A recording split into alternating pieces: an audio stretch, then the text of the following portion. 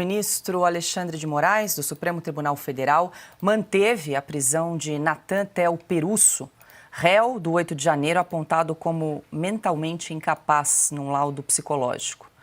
Moraes rejeitou o pedido da Procuradoria-Geral da República para que Perusso fosse internado num hospital psiquiátrico por ser inimputável e que a ação fosse encerrada. Natan Tel Perusso foi solto ainda em janeiro de 2023, mas voltou para a cadeia em junho deste ano, depois de romper a tornozeleira eletrônica.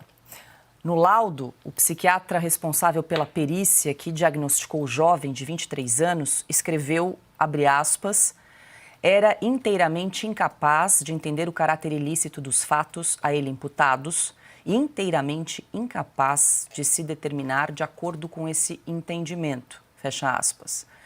Moraes, no entanto, justificou a decisão com base no Código de Processo Penal. De acordo com o ministro, nos casos em que o acusado é considerado irresponsável pelos peritos judiciais, a lei determina que o processo prossiga com a presença de um curador, que passa a responder em nome do réu. E aí, Piotr, nesse caso que a gente traz aqui, na decisão, o ministro Alexandre de Moraes acabou mandando intimar como curador o pai do Natan Perusso, de 23 anos, que já há, inclusive, laudo psiquiátrico atestando que ele possui, então, transtornos mentais. E, diga-se de passagem, não é o único envolvido nos atos do 8 de janeiro com transtornos mentais que foi preso por ordem do ministro Moraes. Vamos, então, a dois parâmetros que a justiça brasileira, a técnica, a de verdade, permitem ao juiz, aliás, normalmente até determinam que o juiz haja com isso. Razoabilidade e proporcionalidade. Há um laudo de um perito médico, de um médico, que obviamente assina como profissional de saúde, não é uma assinatura qualquer, que diz que ele era, abre aspas, inteiramente incapaz, esse réu, né, de entender o caráter ilícito dos fatos a ele imputados e inteiramente incapaz de se determinar de acordo com esse entendimento. Pela decisão do ministro Moraes, apenas a indicação agora de um curador, mas não há uma alteração em relação ao estado do rapaz. Ou seja, qual é a situação? Tem que estar no hospital psiquiátrico. Ele vai continuar onde? É esta razoabilidade que se pede ao ministro. Eu entendo que ele faz uma leitura da lei que, então vou nomear um curador. Tá, tudo bem, tá. E o que acontece com o jovem?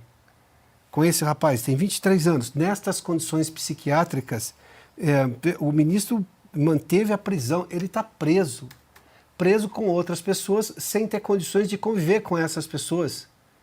Porque se ele é inteiramente incapaz de entender o caráter ilícito dos fatos, ele é inteiramente capaz de entender um monte de outras coisas também. Imagina se esse sujeito não deixa ninguém comer, ou se ele sai agredindo todo mundo dentro da prisão. Por quê? Porque ele não entende o mínimo de disciplina que um preso tem de ter dentro do sistema carcerário. Mas ele não entende porque ele não tem condições de entender, como está alegando aqui. Alegando não. Está dizendo claramente o médico psiquiatra consultado. Então, onde está a razoabilidade na decisão do ministro Alexandre de Moraes, que se apega ali a um detalhe da lei, diz, então vou nomear um curador. Tá, mas enquanto isso, esse jovem fica onde? Numa prisão comum, ao lado de outros presos que não têm exatamente essa situação dele? O quanto que ele coloca em risco, por exemplo, a própria vida e a vida de outras pessoas que estão presas com ele. Muitas das quais, obviamente, nem deveriam estar presas, mas esse já é um outro assunto. Então, quer dizer, falta razoabilidade e proporcionalidade na decisão do ministro Alexandre de Moraes, mas falta também humanismo. Um mínimo de humanismo para entender que, olha, neste caso, ele não seria solto, porque o ministro acha que ele é culpado. Não, ele não seria solto, ele iria para um hospital psiquiátrico. E olha, eu já ouvi de juristas, inclusive de ex-juízes, que a determinação que alguém vá ser internado e cumpra a pena ou que permaneça no hospital psiquiátrico é muitas vezes pior do que estar no sistema carcerário. Porque ali ele passa a ter um controle 100% da vida dele, dada a situação de alguém que não tem capacidade de entender o que está passando à sua volta e agir com um mínimo de racionalidade.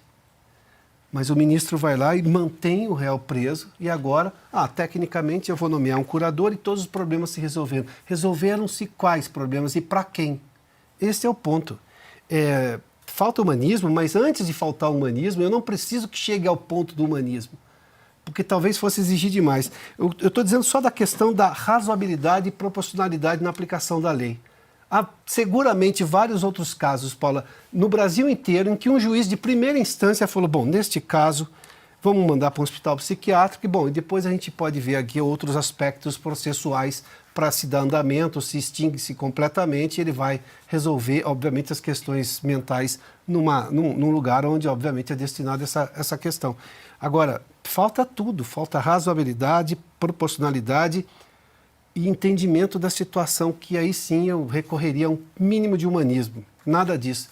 Nomeia-se um curador e resolvem-se todos os problemas. Não é assim. Nomeia-se um curador, enquanto isso ele permanece preso. Essa é a questão. Há meses, né, consta. E vale reforçar aqui que o Procurador-Geral da República, Paulo Gonet, endossou a perícia médica, entendeu que o Natan, nesse caso, é inimputável e ainda assim ele permanece preso.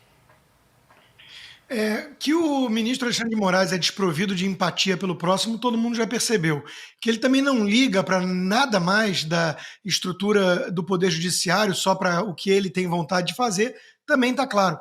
Eu, normalmente, sou contra a extensão do conceito de inimputável.